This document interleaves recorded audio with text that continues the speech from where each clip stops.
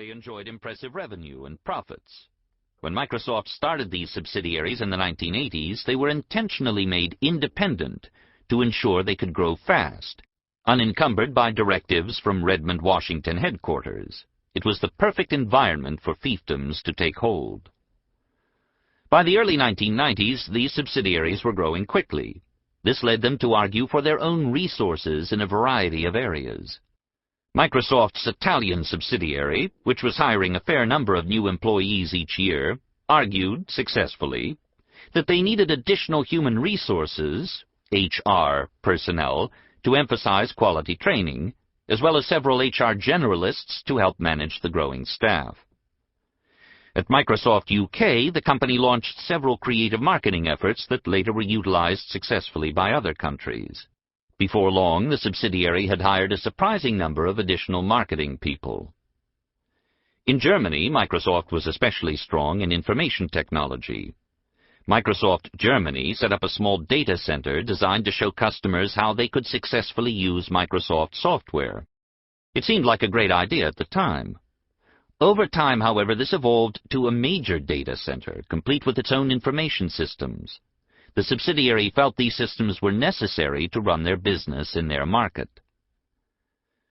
What was going on in these Microsoft subsidiaries was the basic human tendency to take on more and more resources. Those additional resources may look worthwhile at the time, but as the divisions grow, they consume more manpower and balloon costs.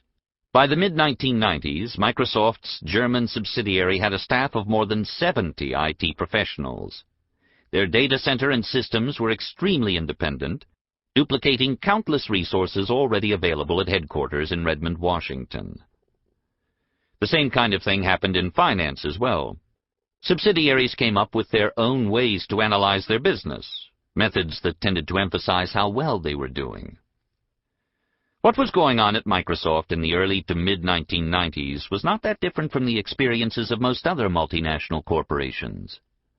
General managers of company subsidiaries of many corporations perceive themselves as kings in their countries. They want to act and be treated totally independently.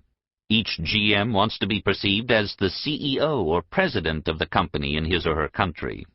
This kind of thinking was going on in most of the Microsoft subsidiaries, and it was resulting in some major challenges for the company.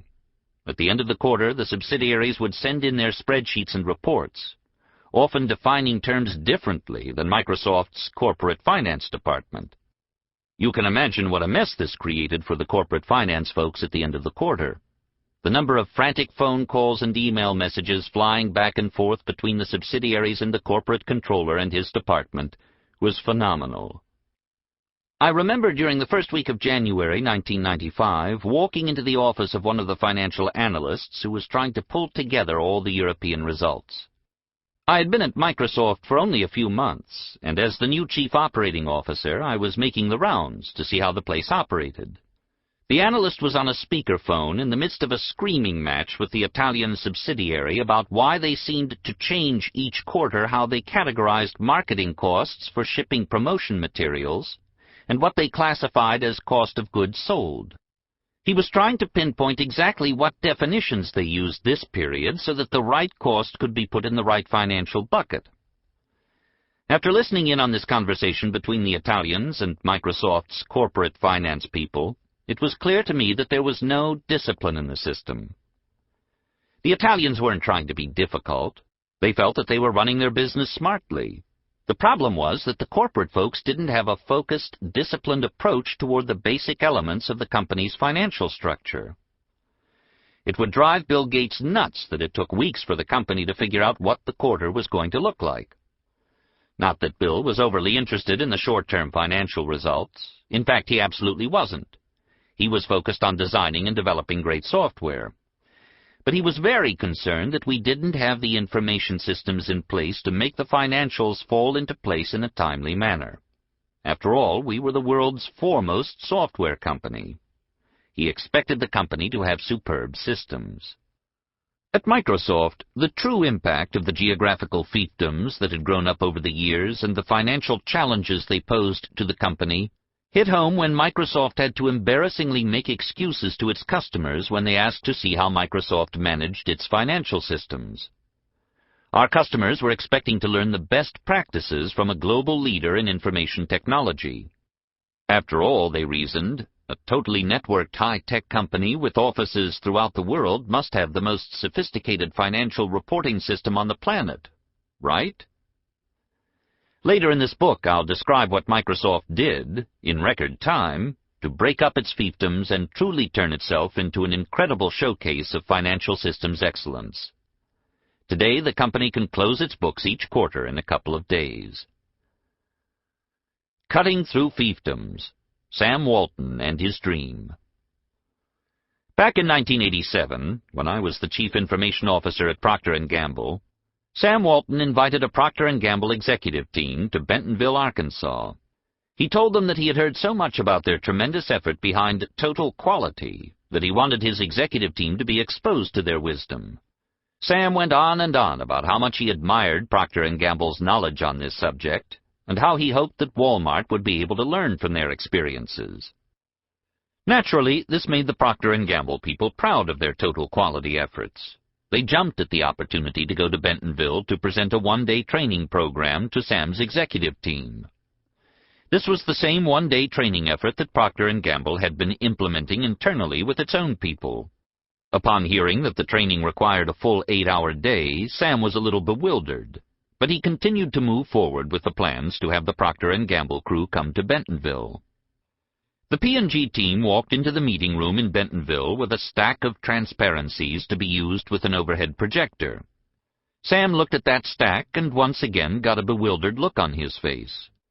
The training session began, and Sam impatiently fidgeted in his chair as the trainer painstakingly droned through the material. About an hour into the meeting, Sam got up and said to the Procter & Gamble folks, "Look, boys, I'm not so sure we need to go through all those transparencies. I think we are all beginning to get the idea behind this total quality stuff. What I'd really like to talk about is how Procter & Gamble and Walmart can do business together with a lot fewer people involved and with a much higher rate of overall efficiency in both of our organizations.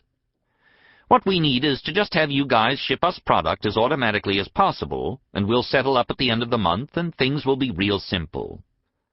Now it was the Procter & Gamble people's turn to look bewildered. The total quality trainer jumped up and indicated that he was confident they could tackle that problem as a group exercise once they got through the transparencies and understood some of the nuances of total quality that he claimed easily applied to Sam's problem. The total quality presentation resumed, and Sam took his place and again fidgeted around like a hyperactive kid. After another hour, Sam popped up and said, "Look, we don't want to get too loaded down with theory here. I think I see where you are going with this total quality material, and I want again to suggest that we interrupt the meeting and just jump right into making it simpler for our two companies to get P&G products through our warehouses and stores and off to the customer." The P&G folks tried to get Sam to back down, but there was no stopping him now.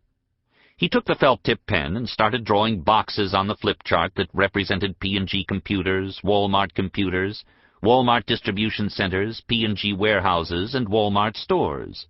He then proclaimed, "Why can't we just have your computers and our computers talk every night and place the order for P&G products to be shipped to Walmart distribution centers automatically?"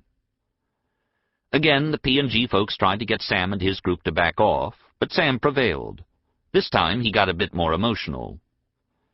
"You boys have about 7 operating divisions that all offer separate products and all have different business practices. Each of those divisions sends their salespeople and their fancy cars to park in our lot and sit in our lobby and wait for our buyers. We have to have buyers for every one of those salespeople, and these sellers and buyers get all set in their ways and believe they are very important and have their own ways to do the business, and it costs us all in time and money. Let's just see how simple we can make this stuff." Sam was asking that we break up the P&G sales fiefdoms and that he break up the Walmart buyer fiefdoms that had developed to meet with the P&G fiefdoms. He was convinced P&G didn't need all those salespeople and all those cars those salespeople drove and all the appointments they made with his buyers. He was convinced that his buyers had formed their own fiefdoms to protect their profession, and that all the sellers and buyers had avoided the potential of technology for fear of it replacing.